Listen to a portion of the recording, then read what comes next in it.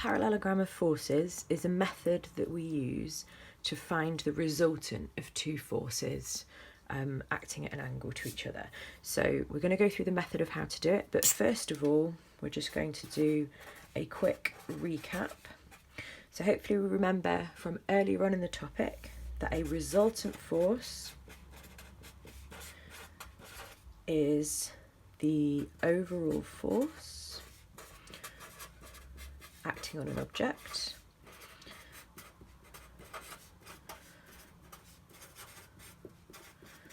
And this is taking into account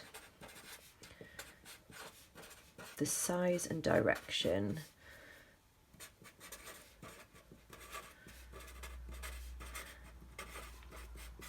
of all the forces acting on it. Okay, so this could be quite straightforward. You've done lots of examples before where if there was a force of 20 newtons to the left and 30 newtons to the right, that hopefully we should know that the resultant force is 10 newtons to the right, because they're going in opposite directions. So we would say that one of them was negative, so the overall force is going to be 10 newtons to the right. But what this lesson does is looks at what if they don't act in a straight line.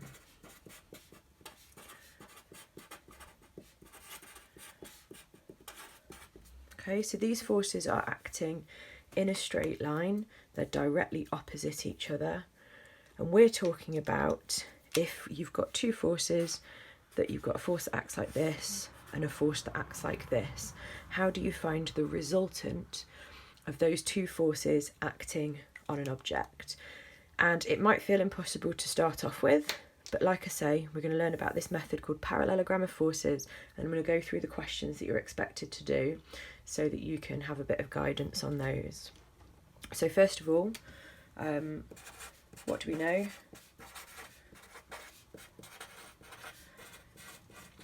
About parallelograms. Okay, you will have done about parallelograms in maths at some point, probably lower down in the school. You might not remember everything about them, but hopefully we remember. So we'll have a parallelogram that I'll sketch. Okay, remember I'm sketching, I've not actually measured anything. So it has four straight sides. Okay, the opposite sides are equal in length and parallel. So this side, if I call this side 1, this side is also the same, 1. If I call this side 2, then this side is going to be the same length. So these two are parallel and these two are parallel. We also know that the opposite angles are equal. And what I mean by opposite angles are, if I have this angle and I call it A, is going to be the same as this angle.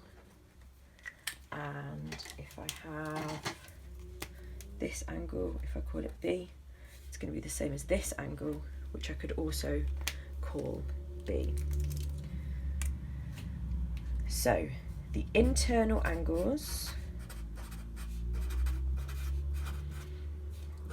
add up to 360 degrees. So if I added A, and B together, that would be 360 degrees. And the adjacent angles add up to 180 degrees. So if I had A plus B, that would be 180 degrees.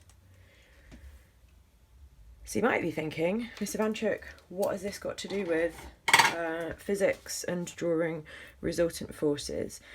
We are going to draw some parallelograms to work out the resultant force in situations like this. Okay, you're going to have some situations. So sometimes it will be straightforward.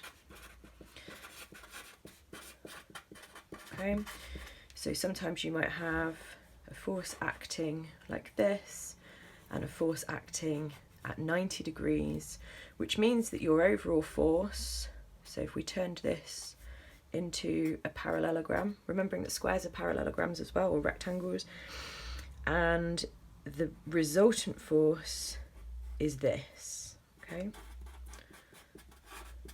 So this is essentially a very brief summary of what we're going to do, is turning the two forces that you've been given into a parallelogram, and the resultant is the diagonal between these 2 points. It is straightforward when they're at 90 degrees to each other, but on the higher paper, you might be expected to do it when the angle isn't 90 degrees and when the forces aren't the same size.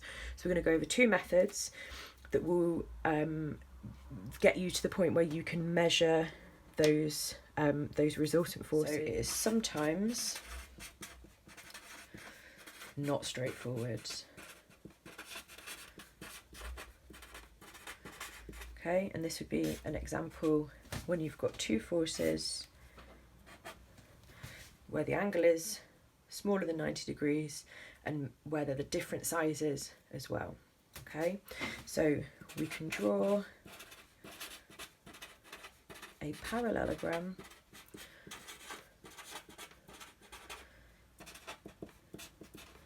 with these forces on adjacent sides. I've drawn out a couple of diagrams which I'm going to show you the two different methods that we can use. So I've drawn identical diagrams so that hopefully we can then show that the two different methods will still get you exactly the same answer. Equipment that you definitely need a ruler, you need a sharp pencil. I would advise having an eraser as well, a protractor for one of the methods, and a set of compasses for the other method. So if you've got one of those Oxford math sets that you got bought at the beginning of the year with some new stationery, then get these bad boys out, because then you can use them in constructing these diagrams. So the first method is the one that I'm going to show you using the protractor. It does require quite a lot of attention to detail. You do have to be careful. You do have to measure your angles really carefully and think about and like measure the length of your lines really carefully as well. So we're going to start off by thinking about what we know about parallelograms. So there's four straight sides. The opposite sides are equal in length. The opposite angles are equal. The internal angles add up to 360 and the adjacent angles add up to 180. So this parallelogram is going to go something like this, okay? Because if I have this as one of the sides, then it's got to be parallel sort of here, and then this side has got to be parallel over here. Now, that wouldn't be a very accurate way of doing it just by sliding my ruler. I might get somewhere near the answer, but it's not the level of precision that we're looking for higher paper questions. So let's think about this adjacent angles rule. If I know that the adjacent angles add up to 180 and this angle is 60, then this angle is going to be 180 minus 60. So we need this angle to be 120 for these two to add up to 180. So we just need to draw that on. We do need the line to be the same length as this side, and the scale that I've used, so for 50 newtons, the scale that I've used is 1 centimetre is 10 newtons, so the scale 50 newtons is 5 centimetres. So the best way that I've found to do this, so we're laying our protractor on this line, so we want to draw 120 degrees. So we're laying our protractor on this line, keeping the cross at the point of the arrow. And so we've got 90, 110, 100, 110, 120. So that's here. And so I just need to connect up the top of this arrow to this little mark that I've made. and make that line 5 centimetres. So I'll take my time lining it up, making sure that I'm really careful with my drawings. And I'll just double check to make sure that I've done that correctly. So that's 120 degrees here. So we can go on to check this. If we put our ruler here to measure this last side, then I can see that that's also 5 centimetres from the tip of this arrow to the point that I've just drawn, which is what it should be, because this was also 5 centimetres. So that shows that our careful measuring meant that we'd done it correctly. So we've constructed our parallelogram. What we need to do now is connect up this point and this point to measure our overall resultant force. So with a ruler,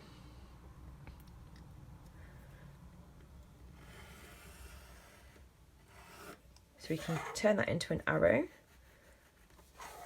and then if we measure, so it is 8.7 centimetres.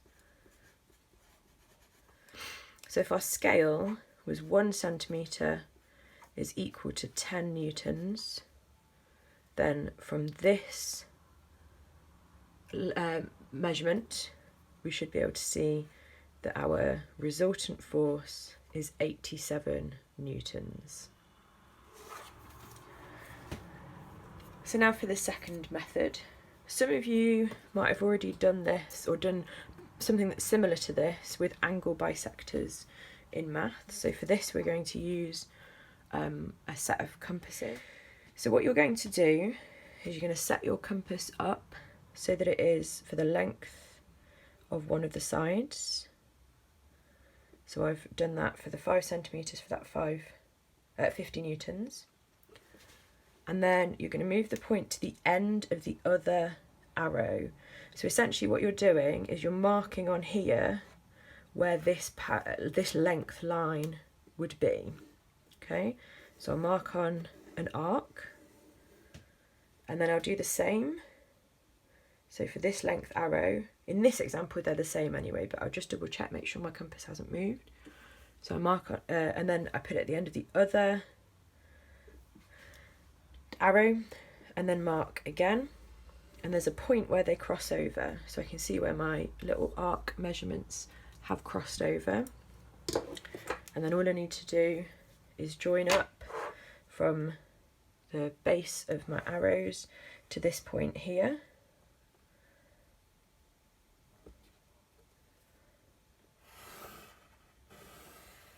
and turn that into an arrow.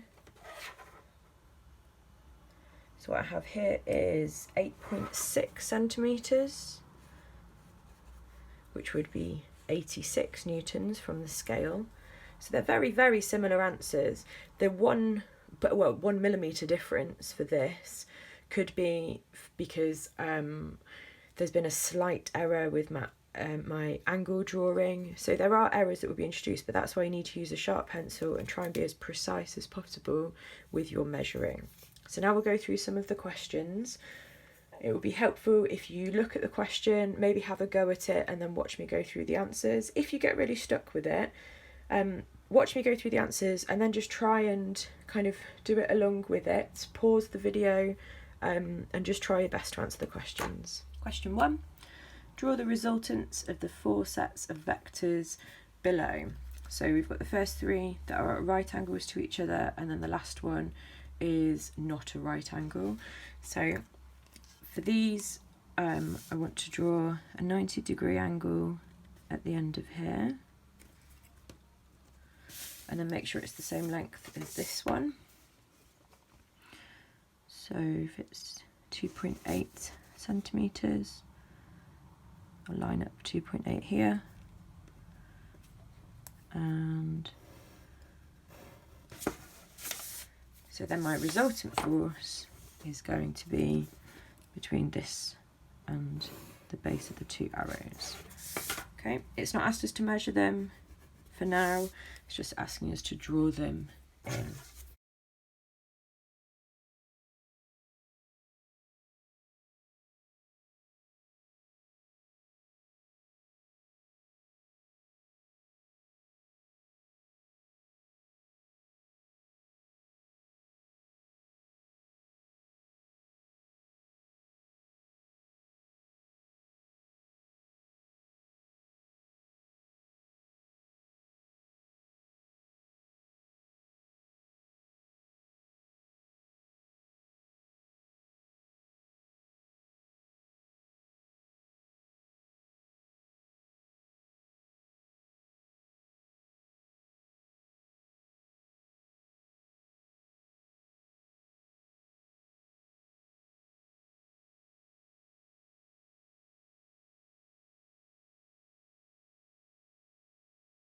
Draw a scale diagram to find the magnitude and direction of the resultant of the following forces. So it tells us here it's not to scale, and we can see that already because they're different size forces, but the arrows are about the same size. So we need to come up with our own scale. We need to try and fit it into the space that we've been given. My advice with like picking a scale, it can be something that you need to practice so that you can do it really confidently in an exam. With this, I would start off by thinking, shall I do 1 centimetre to 1 Newton? Always look at your biggest force and think about, can you fit that in? So if this was 1 centimetre to 1 Newton, that would be 5.2 Newtons. And I could fit 5.2 Newtons into this space, but I couldn't fit much more than that. So I need to put, so if we think about where the resultant arrow is going to be, we can think about this. If I've got a force going to the right, but I've also got a force going down, if we look at where the pencil's going, it's going diagonally down and to the right. So that's where our resultant is going to end up. So the first thing I need to do is draw 3.5 Newton, or 3.5 centimetre line to represent the 3.5 Newton force. So 3.5. I always do these little notches because it helps you to really know where the exact ends of your line are, which when you take your ruler away and then when you're drawing from this other point, it's then really easy for you to see where you're drawing from, particularly when you want to use a protractor, because you've then got this notch and this line to line up with the little kind of cross thing in the middle. So I want to make sure these are the 5.2 Newton force is directly downwards. This might be overkill. Like, some people will sketch 90-degree lines really easily, but I don't trust that I can do that well. So now I need to draw a 5.2 Newton centimetre line to represent the 5.2 Newton force. So 5.2. Okay.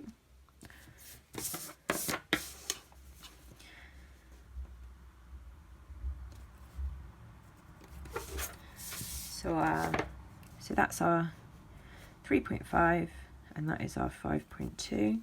So if we connect these up as our resultant force, then we can see that the line is 6.3. So make it into an arrow to represent that it's a force. So if it's so this is 3.5 newtons, 5.2 newtons, this is 6.3 centimetres, which means it's 6.3 newtons. So that's the magnitude. It's also asked for the direction, which on the high paper you need to be quite specific about. It's not enough to say down and to the right. So luckily it's a triangle. We can measure some angles with a protractor. One way that you can do this is, I would give this angle basically, because you would say however many degrees it is from the horizontal line. That's the words that we use. So do this like you would for measuring any other angle. Now you can see with this that you can't see exactly how many degrees it is very easily. You know it's somewhere between 50 and 60, but you can't see exactly how many it is. So what you could do to make things easier for yourself is just kind of gently put a really faint line continuing on that line that you can rub out later on, just to make it easier for you. So So we can see that the angle is about 55, 56 degrees. So let's say 56, because I think it was closer to that. Okay. Sorted. We have a magnitude and we have a direction. Question 3. Draw a line on the following diagram which represents the resultant of the two forces. So it says it's not to scale. So we're just going to sketch this one, because the next question we're going to draw a scale diagram for it.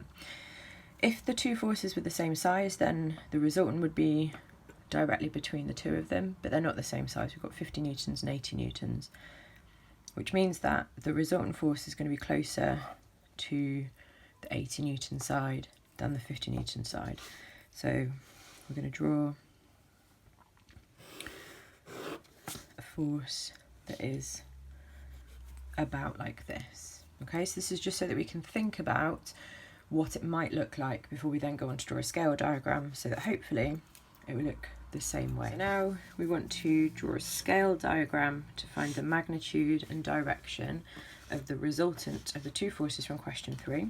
So I've got the diagram from question 3 here so that we can get it set up, and I'll show you in the two different ways, both the parallelogram of forces and using the compass, so that we know how to set this up. So let's use a scale of 1 centimetre is 10 newtons, and let's start off by drawing an 80 newton line, which means that it's got to be 8 centimetres.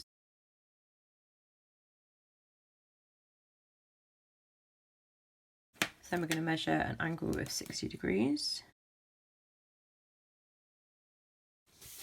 and then draw a 5 centimetre line to represent the 50 newtons.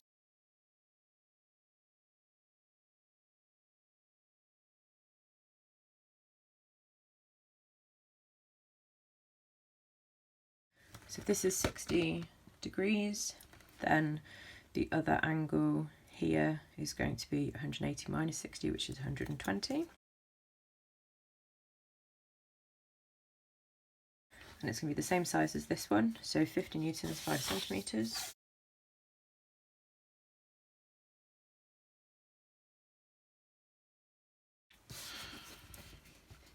And then if we join these up, we can see that it's 8 centimetres, which means that I should have drawn it quite accurately. Then we join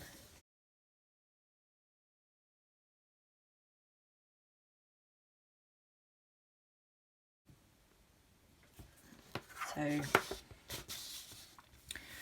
it's 11.3 centimetres and our scale is 1 centimetre is 10 newtons, so we have to times this by 10.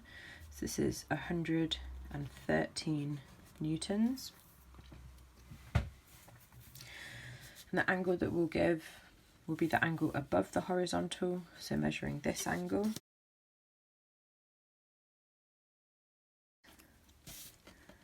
(23 degrees above the horizontal. So now let's try it with the method using a compass.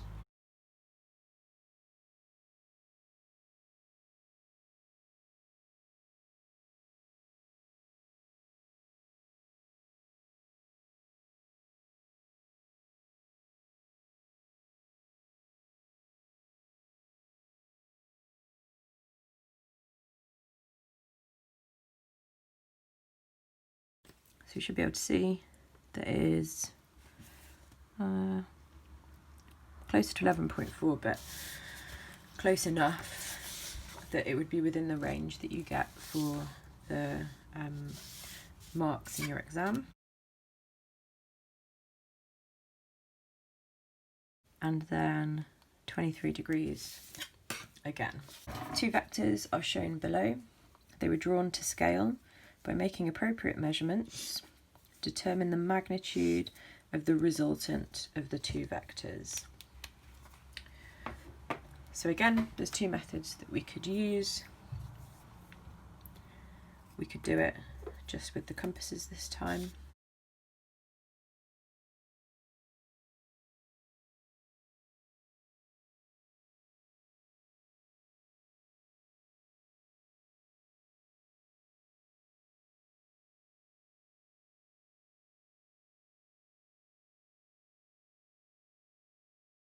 So it says that it's drawn to a scale. Let's think about what the scale might be. So the length of this arrow is 4, so let's say that that's 4 newtons. And then the length of this arrow is 4.2.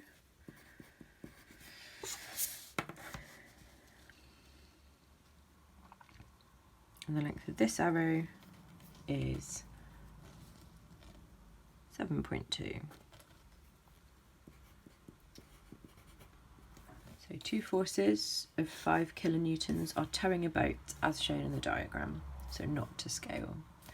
Draw a scale diagram to determine the resultant of the two towing forces. So we want to find the resultant force of these two forces. So we need to draw a scale diagram. We've got 5 kilonewtons. We could use a scale of 1 centimetre is equal to 1 kilonewton. So each of these forces would need to be 5 centimetres. And there's 15 degrees each between the force and this kind of centre line. Because the forces are going to be the same, then we know that the resultant is going to be directly between the two forces, so it's going to be half the total angle. So the total angle would be 30, so the resultant force is going to be directly between them. So let's start off by drawing one of the forces.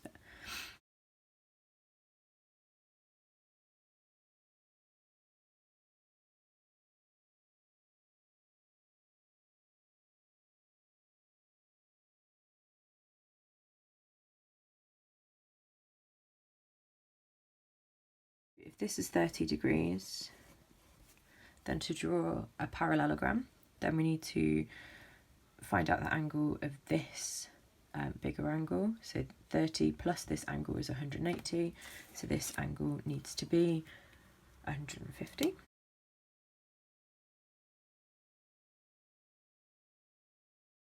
The thing about protractors is that on most of them, if you look at the markings, they have two numbers. So for example, and the two numbers add up to 180. So here we know that it's 30.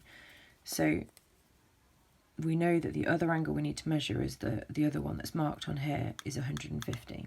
Okay, so you can do it on your calculator, of course you can, but if it's a round number, you can also just look on your protractor. So we're going to join these lines up.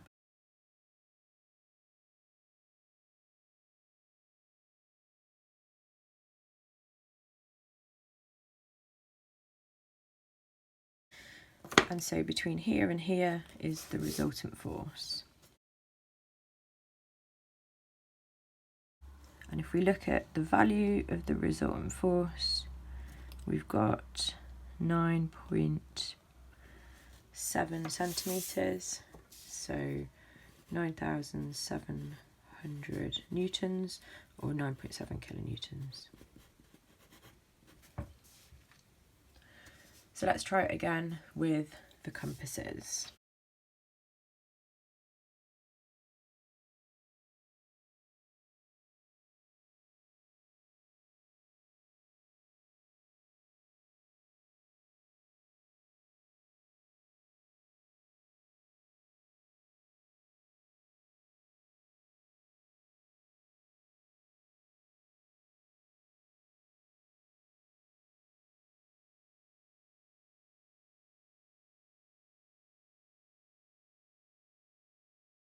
We can see again that we've got 9.7, so our answers are the same. Question 7. A force of 20 newtons acts horizontally on an object. A second force of 5 newtons acts at 120 degrees to the first one. Determine the resultant force by drawing a scale drawing. Sometimes it's helpful to sketch this out first. So we've got a horizontal force of 20 newtons. So this isn't to scale. and then we've got a second force of 5 newtons acting at 120 degrees to the first one. So 120 degrees, if that's 90, 120 is going to be over here somewhere. So this is going to be 5 newtons, and that would be 120 degrees. Okay, so what we would need to do is to draw a parallelogram and then find this diagonal line over here. So we can do this in both of the ways that we've done before. So let's give it a go. We can't use a scale of 1 centimetre is 1 newton because a piece of paper is only 20 centimetres wide, so we won't be able to account for, it'll go off the page basically. So if we use a scale of 1 centimetre is 2 newtons, then it's going to be 10 centimetres wide.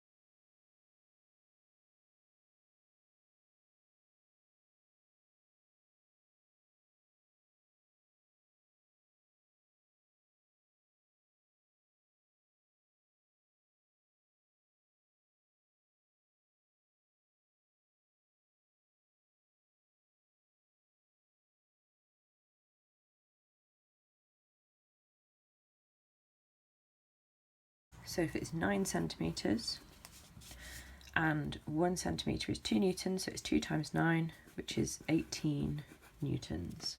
So let's try it using the method with the compass.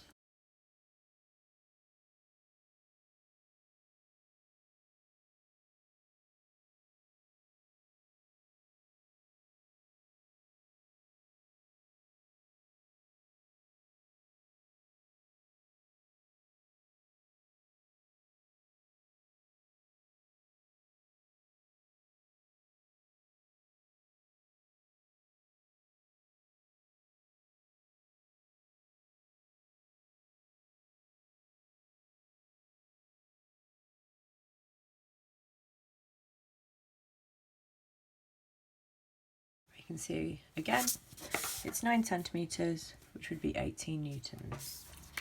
Using a method of your choice, determine the magnitude of the resultant of a 3.0 Newton force and a 4.0 Newton force acting on an object at 100 degrees, 60 degrees, 45 degrees. So I'm going to show you how to do this. We're going to play how to do this for each of these, but for both methods, for the parallelogram of forces and for the compass method.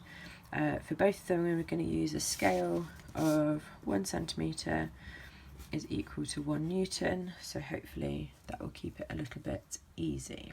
It's good practice to do both, and if you try both, then you might be able to kind of work out one that you prefer to the other, but it is good practice. And also it's just good for you practicing like the precision of your drawings as well, because it does take practice to get better at using a compass, a protractor, a ruler, and making sure that your pencil's sharp and that you're paying attention to detail.